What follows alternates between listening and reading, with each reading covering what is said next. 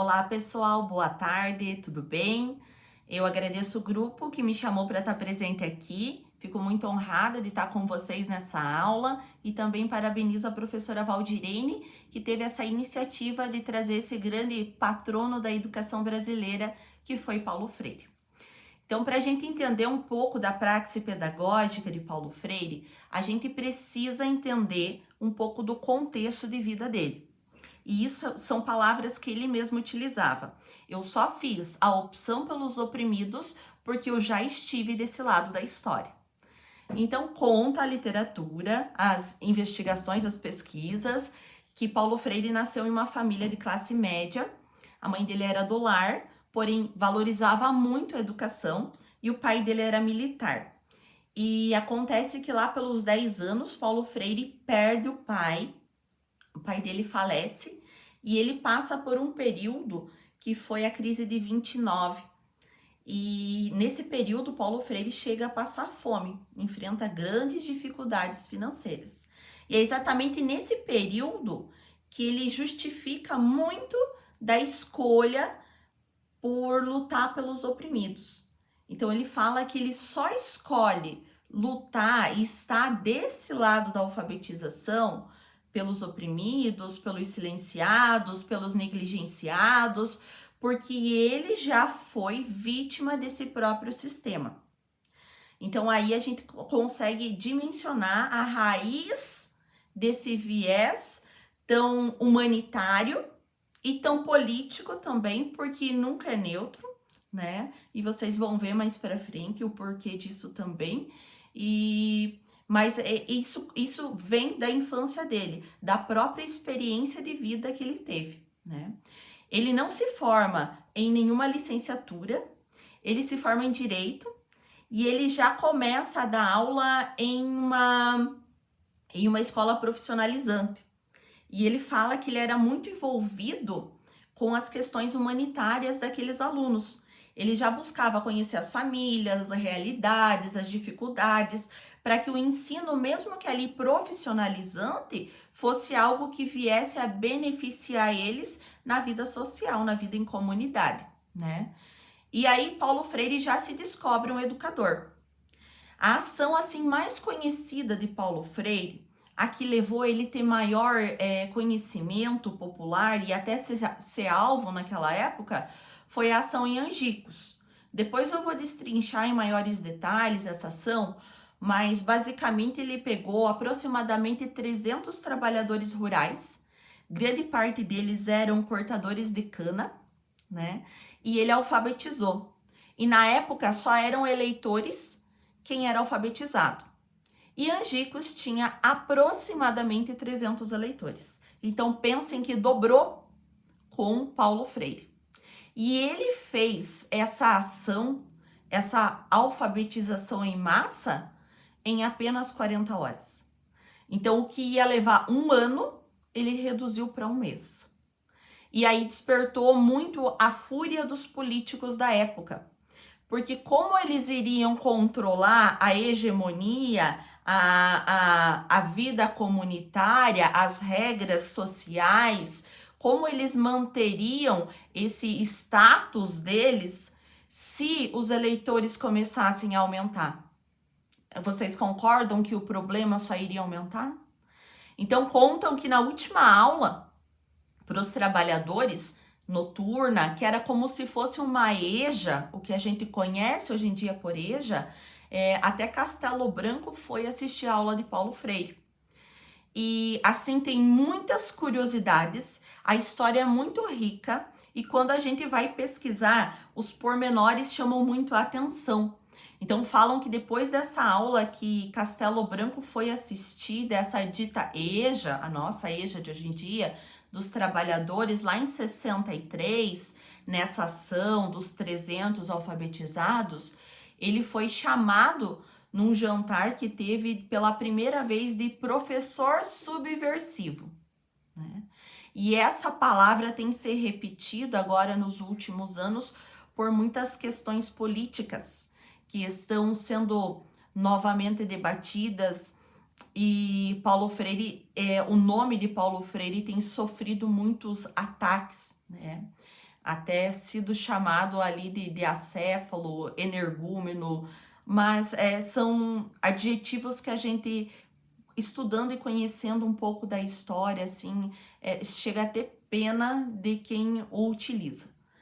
Mas voltando para a história, ele em 64, com o golpe militar, ele foi detido, ele ficou em cárcere privado ali por uns 15 dias.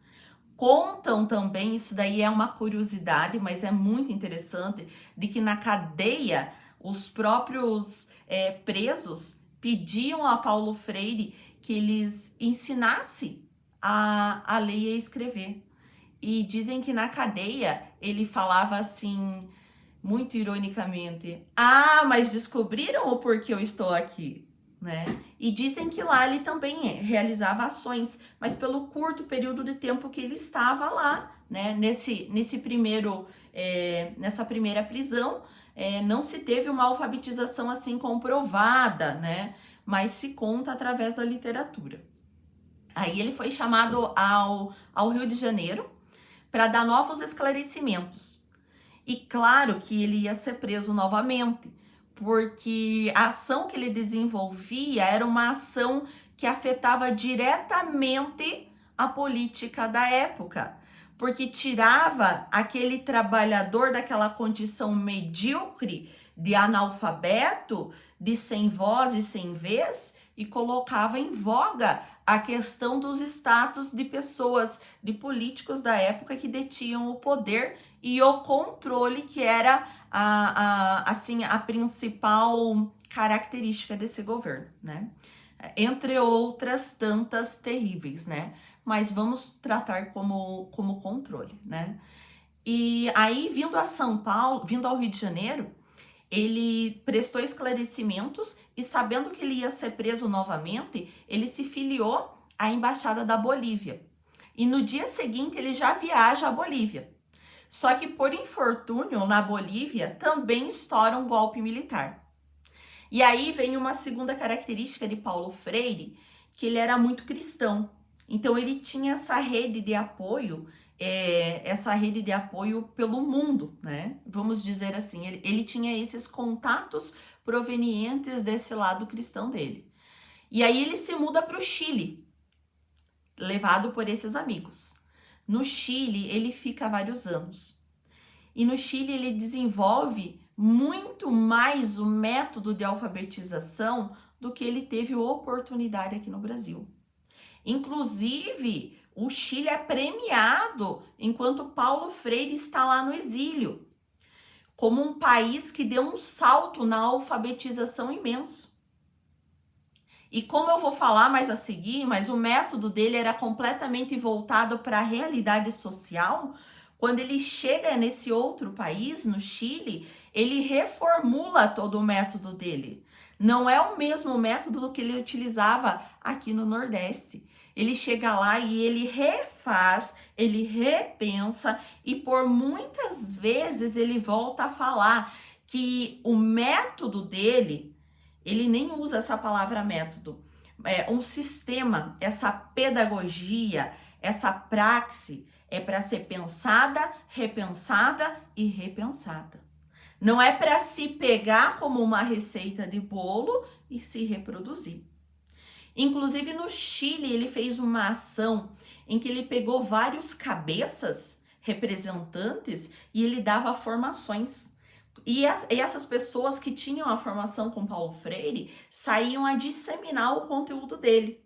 Então teve uma ação assim que foi uma ação nacional. E ele conseguiu mexer com o país todo pelo tempo que ele ficou lá. Aí, passado uns 15 anos aproximadamente, ele teve 2 convites para sair do Chile.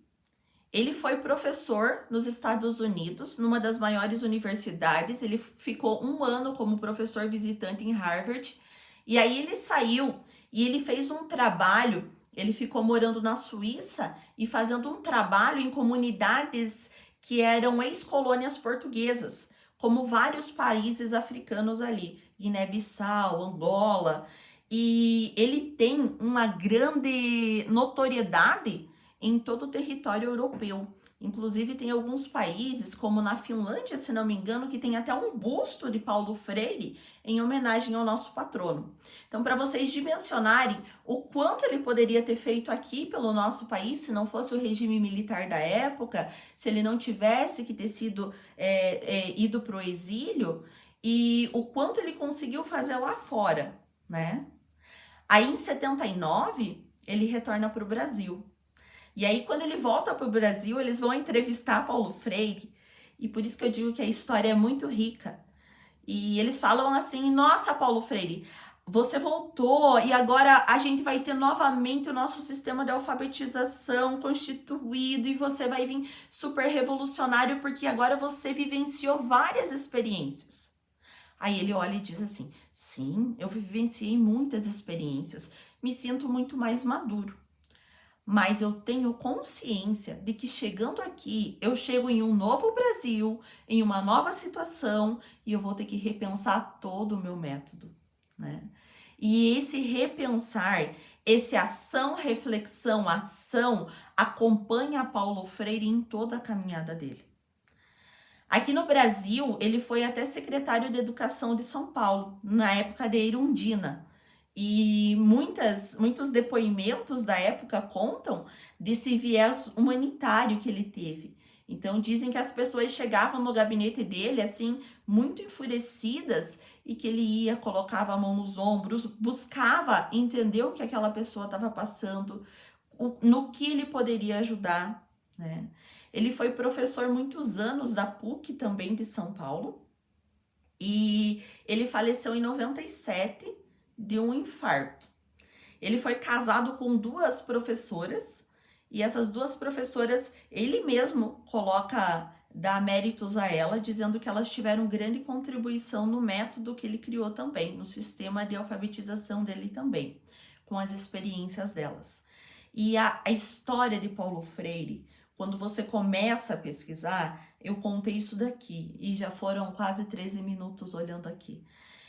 Mas é riquíssima, tem muitos detalhes e são coisas apaixonantes, porque quando você começa a descobrir um pouco mais da pessoa por trás do método, você entende o método que ela utilizava, né?